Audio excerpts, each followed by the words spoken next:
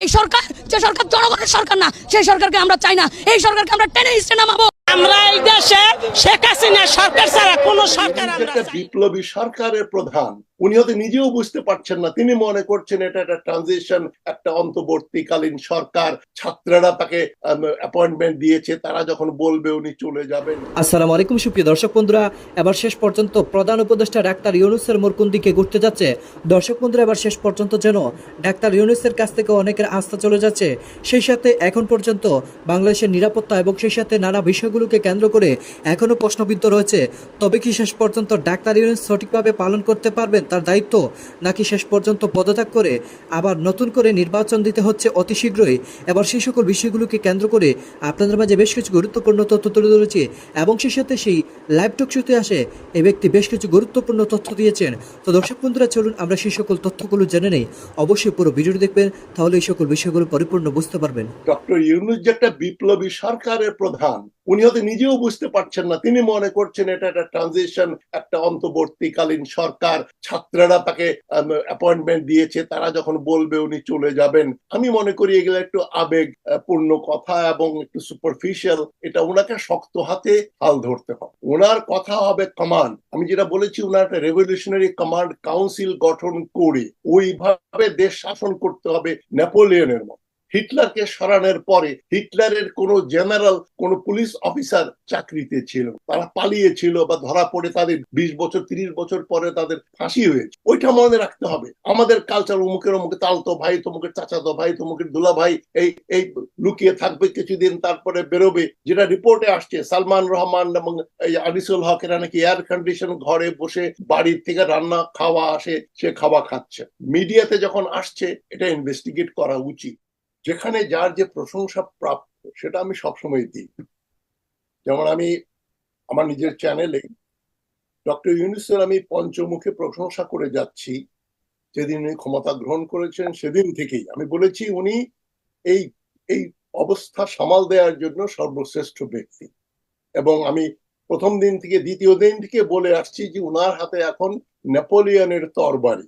যারা এই রেফারেন্সটা বুঝতে পারছেন না তাদের আমি বলছি, নেপোলিয়ন ফরাসি বিপ্লবের পরে যখন ক্রাইসিস হলো, চারদিক থেকে মারামারি খুনাখুনি লেগে আছে, তখন উনি কিন্তু ক্ষমতা দখল করেছিলেন।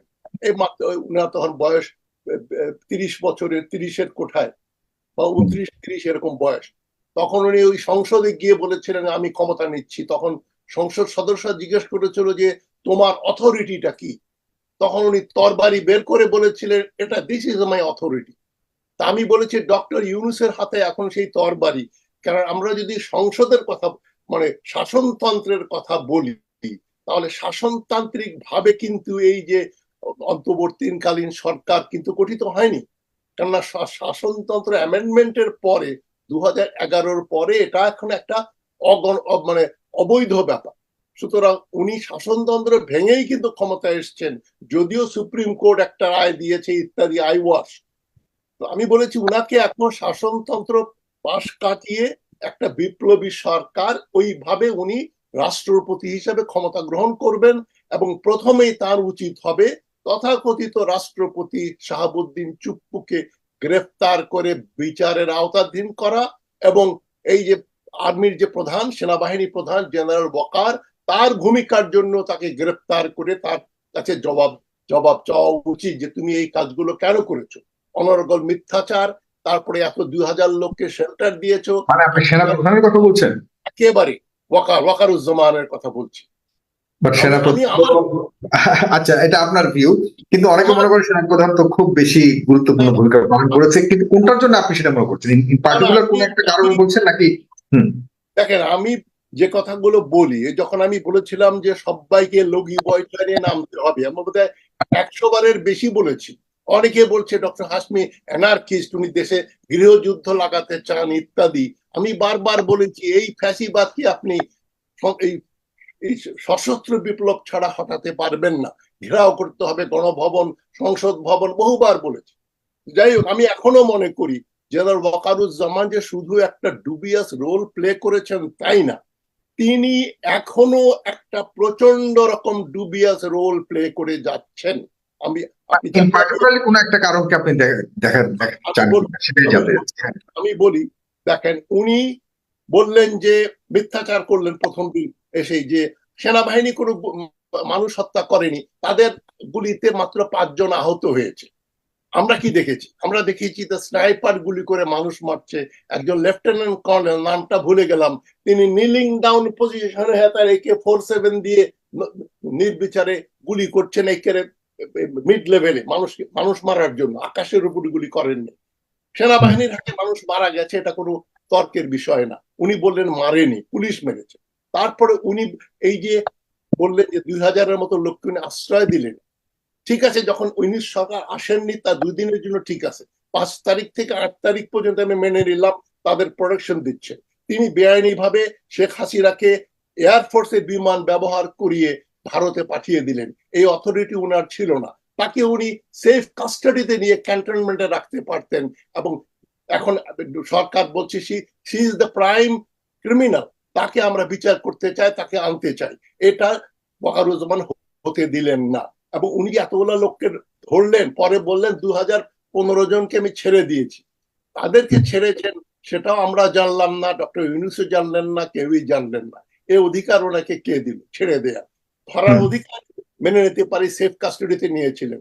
তারপরে এই যারা DGFI এই যে আয়না ঘরে তার নাকের ডগায়, সিসি আর্মি প্রধানের বাড়ির থেকে কচুক্ষেত কত দূরে, উনার মেজর জেনারেল হামিদ মানুষ আটকে রাখছেন, হত্যা করা হচ্ছে, গুম করা হচ্ছে। উনি যতদিন চিফ অফ আর্মি স্টাফ ছিলেন, এর আগেও তো উনি ওখানে মেজর জেনারেল, লেফটেন্যান্ট জেনারেল ছিলেন, ব্রিগেডিয়ার ছিলেন, ক্যান্টনমেন্টে তো বসবাস।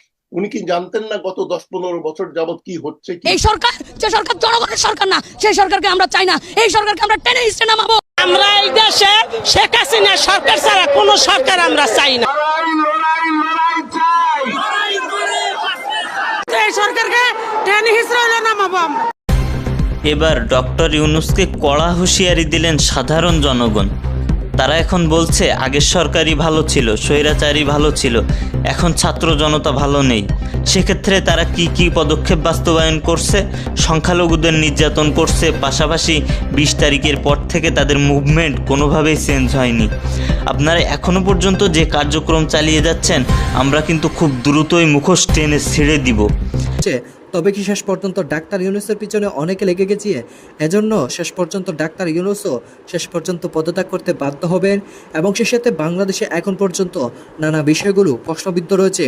তবে সেই সকল প্রশ্নবিদ্ধর জায়গাগুলো কি সঠিকভাবে সমাধান করতে পারবেন ডাক্তার ইউনূস, নাকি শেষ পর্যন্ত পদত্যাগ করে নতুন কোনো মোড় ঘুরতে যাচ্ছে? এবং সেই সাথে বাংলাদেশের এমন পরিস্থিতি কবে সঠিকভাবে এগিয়ে যাবে এবং সেই সাথে এই সকল বিষয়গুলো সমাধান হবে, এটা নিয়ে রয়েছে এখনও প্রশ্ন। তো দর্শক বন্ধুরা, আপনারা পুরো ভিডিও দেখে এবং সেই সাথে এই সকল বিষয়গুলো জেনে আপনাদের কাছে কী মনে হচ্ছে অবশ্যই কমেন্ট করে জানিয়ে দিবেন। তো দর্শক বন্ধুরা, ভালো থাকুন, সুস্থ থাকুন, আল্লাহ হাফিজ, আসসালামু আলাইকুম।